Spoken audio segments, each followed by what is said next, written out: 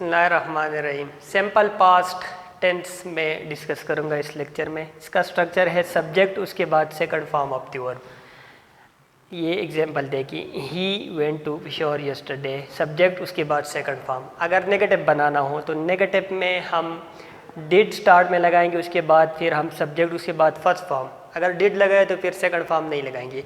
एक पॉइंट याद रखिए, जो डिक्लेरेटिव सेंटेंसेस होते हैं पास्ट सिंपल टेंस के, उसमें कोई हेल्पिंग वर्ब नहीं होता।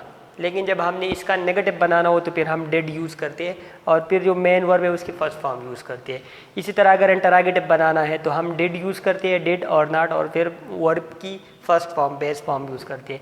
इसी तरह अगर नेगेटिव इंटरोगेटिव बनाना हो तो did he not go to Peshawar yesterday, या डिड और नॉट कंट्रैक्शन भी कर सकते हैं, didn't he go to Peshawar yesterday.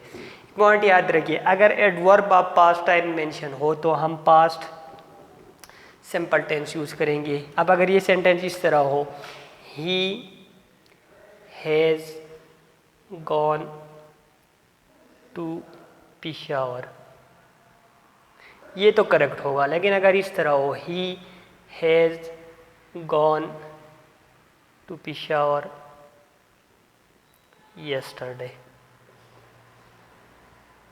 ये इनकरेक्ट होगा। ये इनकरेक्ट क्यों होगा? क्योंकि यस्टरडे एक एडवर्ब ऑफ पास्ट टाइम है। एडवर्ब ऑफ पास्ट टाइम हम प्रेजेंट परफेक्ट टेंस में नहीं यूज़ करेंगे, past indefinite past simple tense में यूज़ करेंगे। ये पॉइंट याद रखिए।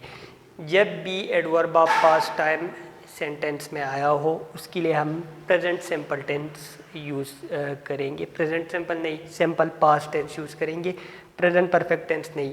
ही has gone to Peshawar yesterday गलत होगा, he has gone to Peshawar correct है। He went to Peshawar yesterday, yesterday की वजह से हम प्रेजेंट परफेक्ट टेंस नहीं यूज़ कर सकते, हम पास्ट सिंपल टेंस यूज़ करेंगे। इसी तरह जितनी भी एडवर्ब ऑफ पास्ट टाइम है उसके लिए हम पास्ट सिंपल टेंस यूज़ करेंगे। He visited his family last month, he has visited his family last month गलत होगा। अब कुछ MCQs आते हैं, स्ट्रक्चर तो ये है, स्ट्रक्चर वाइज आ सकते हैं कि डिड के बाद कोई और फॉर्म लगा दे, या पर डिड के बाद, या नेगेटिव, ये तो स्ट्रक्चर वाइज MCQs आ सकते हैं। एक ही MCQs इस तरह भी आ सकते हैं कि आपको सेंटेंस गिवन और आपको बताए कि ये सिंपल प्रेजेंट है, सिंपल पास्ट है, पास्ट परफेक्ट है, प्रेजेंट परफेक्ट है, तो उसकी रिलेटेड मैं अब डिस्कशन करूँ। लेट सपोज आपके पास है I had a car. Let suppose ये सेंटेंस आपके पास गिवन है आई हैड अ कार, और आपको बताए कि ये टेंस कौन सा है। तो अब देखिए स्ट्रक्चर देखिए, सब्जेक्ट उसके बाद हेड सेकंड फॉर्म है। तो ये जो स्ट्रक्चर है इसको हम सिंपल पास्ट कहेंगे। ये पॉइंट याद रखिए, क्योंकि यहाँ पर हेड जो है ये मेन वर्ब है, यहाँ पर हेड मेन वर्ब है और स्ट्रक्चर वो स्ट्रक्चर फॉलो कर रहा है, सब्जेक्ट उसके बाद second form, subject second form.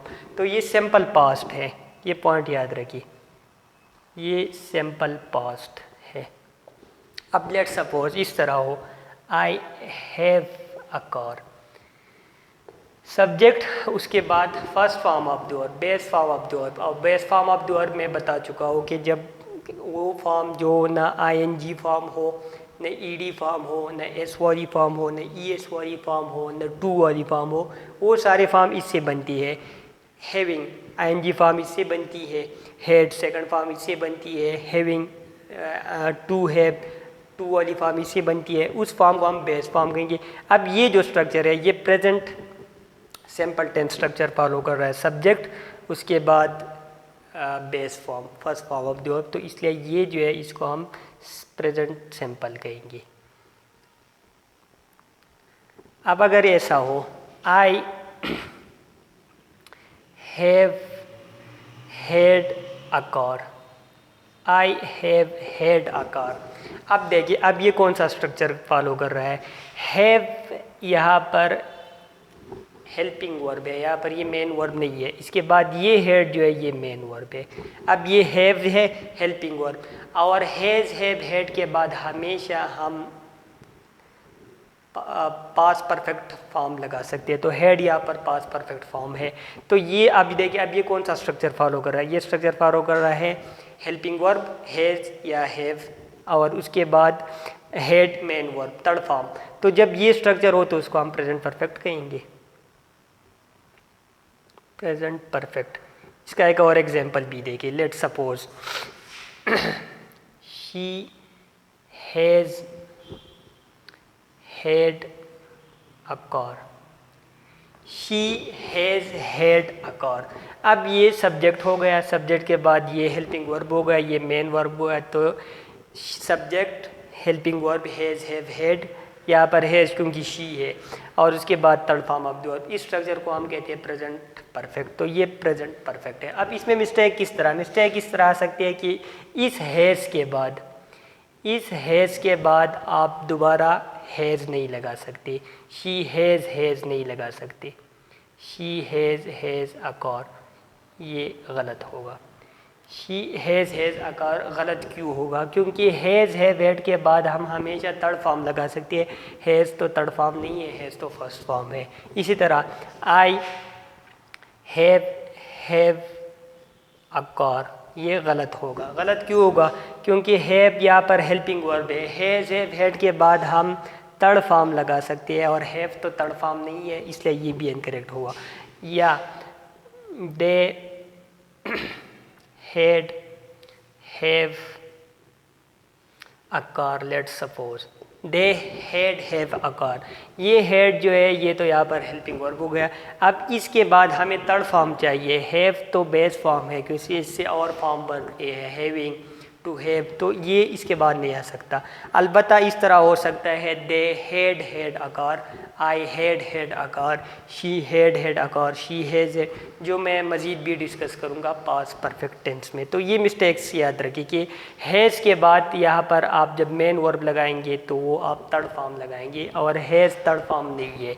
Has के बाद यहाँ पर आप हैड लगा सकते हैं क्योंकि हैड थर्ड फॉर्म है। इसी तरह हैव के बाद हैड लगा सकते हैं, लेकिन हैड के बाद हैव नहीं लगा सकते। यहाँ पर भी मैं पॉइंट्स बता चुका हूँ। आई हैड अ कार, यहाँ पर ये हैड जो है ये मेन वर्ब है, क्योंकि इसके बाद मेन वर्ब है ही नहीं। अब मैं इस तरह कहूँ, I have had a car, अब भी हैड मेन वर्ब ही रहेगा, I have had a car. अब ये हैव जो है ये हेल्पिंग वर्ब हो गया और ये हैड मेन वर्ब है, आई हैड अ कार। अब ये हेड मेन वर्ब है और ये जो है ये प्रेजेंट परफेक्ट है, ये पास्ट सिंपल है। अब अगर मैं इस तरह लिख दूँ, I had a car, I had a car, अब ये जो है ये हेल्पिंग वर्ब है और ये उसके साथ third form of the verb है, और ये पास्ट परफेक्ट टेंस है जो मैं नेक्स्ट लेक्चर में डिस्कस करूँगा।